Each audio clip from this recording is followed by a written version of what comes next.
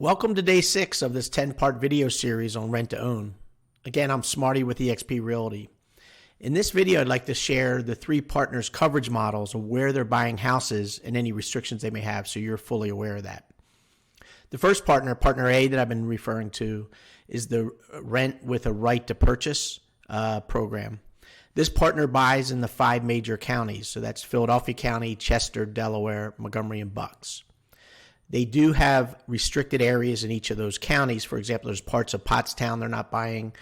In Philadelphia, they're not buying in Mount Airy or Manayunk area or South Philly, some of those areas. So what's nice about them is they provide a website that has all the zip codes and cities and school districts they are buying in, so we can monitor that when we're shopping. They also have other restrictions. For example, they won't buy a house older than 100 years. The house cannot have septic tanks. Cannot have swimming pools, unfortunately.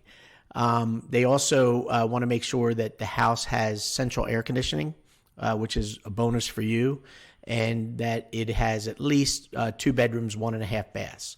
So that's Partner A's requirements, and we always have to monitor their areas of coverage and look at those other components to make sure the house meets their needs.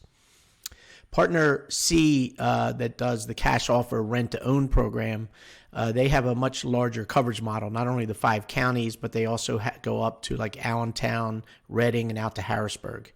They do have a heat map, though, that will show where they're buying in all those areas. So there may be a part of the state in those areas that they're not buying in. So we always have to reference their heat map. On an age requirement, they have a much newer house model. So their requirement is a house built after 1970. If we find a house that's a little older than that, we have to get an exception, but they're looking for a fairly new house, and they will buy new construction.